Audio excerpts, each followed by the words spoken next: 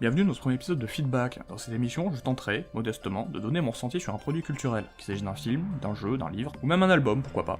Dans cet épisode, nous allons donc parler de Echo, premier jeu de la compagnie danoise Ultra Ultra. Un jeu d'infiltration empreint de science-fiction, où les ennemis sont des clones du joueur pouvant copier ses actions. Voilà un concept rafraîchissant, installez-vous confortablement, attrapez un café, c'est parti.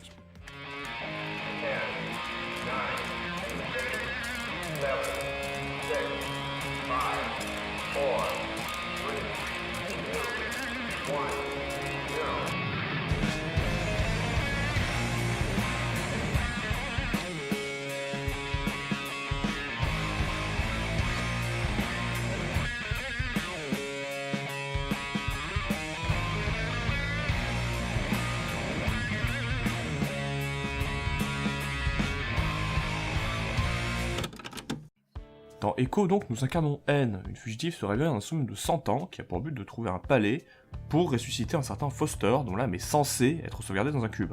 Pour cela, elle sera accompagnée de London, une IA pas vraiment convaincue par toute cette histoire. Bon, le palais, ils vont le trouver, sinon il n'y a pas de jeu, et réactiver, et c'est à partir de ce moment-là que le jeu introduit ces fameux clones qu'on appelle Echo. Alors les échos, comment ça fonctionne? Bon, comme on a déjà dit plus tôt, ils peuvent apprendre les actions réalisées par le joueur. Pour ça, le palais va enregistrer ce que fait le joueur comme courir, tirer, se déplacer furtivement, et ça c'est symbolisé par le petit fantôme blanc qui apparaît lorsqu'on fait une action.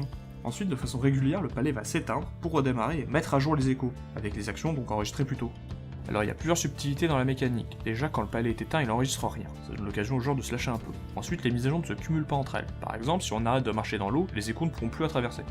Et là déjà on peut dire pas mal de trucs sur le principe. Déjà il me semble pas avoir vu ça ailleurs, et ça fait plaisir. Et surtout parce que ça oblige le joueur à se mettre dans une situation peu habituelle. Je veux dire, dans la grande majorité des jeux, le joueur est invité à utiliser tous les outils qu'il a à sa disposition pour avancer. Or, dans Echo, bon déjà si on fait ça on a de grandes chances de mourir pourchassé par une armée de clones qui peuvent courir et tirer, mais surtout on doit réfléchir aux actions qu'on fait pour pouvoir berner le jeu plus tard. C'est assez proche d'un jeu de stratégie en fait. Et c'est vachement bien, déjà parce que c'est cool à jouer, et puis je veux dire, vous en connaissez beaucoup des jeux d'infiltration stratégique comme celui-là. Par exemple on peut apprendre aux échos à jouer de la musique, ce qui permet au prochain redémarrage non seulement de les entendre s'ils ont un instrument à proximité, mais en plus de passer en douce s'ils sont en train d'en jouer.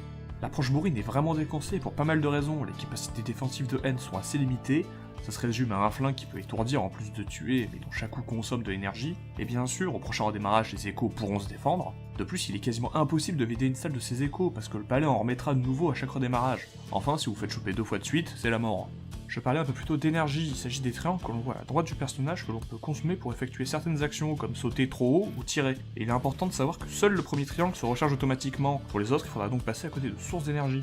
Après, le jeu a une vraie volonté de justifier certains codes vidéoludiques, le plus évident le HUD du jeu qui est implémenté directement sous la forme d'une sphère d'interactivité qui indique les ennemis à proximité, ainsi que leur état, et qui permet au prix d'un triangle d'énergie d'être agrandi pour marquer les ennemis à proximité. C'est vraiment pas mal, et ça permet de remplacer la sempiternelle carte tout en étant assez équilibré. Bon, je pense que ça se voit depuis tout à l'heure, mais le jeu est magnifique, la direction artistique est béton. Bon, après, je sais pas comment expliquer, mais on a vraiment l'impression que le palais ne se limite pas à la zone de jeu. Je m'explique. À un moment, on nous dit que le palais fait la taille d'une planète. Bon, et bah une fois qu'on peut se balader dans le décor, on a effectivement l'impression de se trouver au milieu d'un palais quasi infini. On a vraiment cette impression de se perdre dans un environnement immense, alors que, dans les faits, les niveaux sont pas si grands que ça. Ça me rappelle un peu Dark Souls 3 qui me faisait aussi cet effet-là. Attention, je suis pas en train de dire que Echo a quelque chose à voir avec Dark Souls. Le nombre d'articles qui comparent n'importe quoi à Dark Souls me gâte déjà assez comme ça. Non, juste que le feeling que me procurent les décors est sensiblement le même.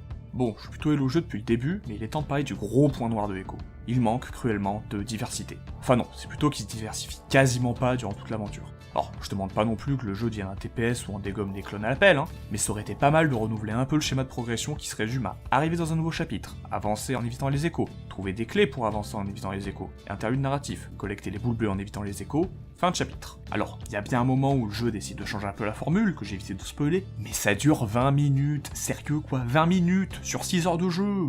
Je trouve également que le gameplay évolue trop peu au cours de la progression. Alors soyons clairs, il y a une progression, mais elle est trop peu perceptible. En fait, je pense que ça vient du fait que les ajouts de gameplay se font via le décor. Genre, à partir du moment où l'eau a été introduite, il y aura des bassins de temps en temps dans le décor. En fait, ce ne sont des petits ajouts qui viennent vaguement modifier notre façon de jouer, et pas de gros changements qui redéfinissent notre approche du jeu. Je me dis que le gameplay est à l'image des décors, il évolue, mais dans l'idée, ça reste un palais. Et quand le jeu se décide enfin à balancer un gros changement que je ne spoilerai pas, c'est à la toute fin du jeu et on fait littéralement 2 salles avec.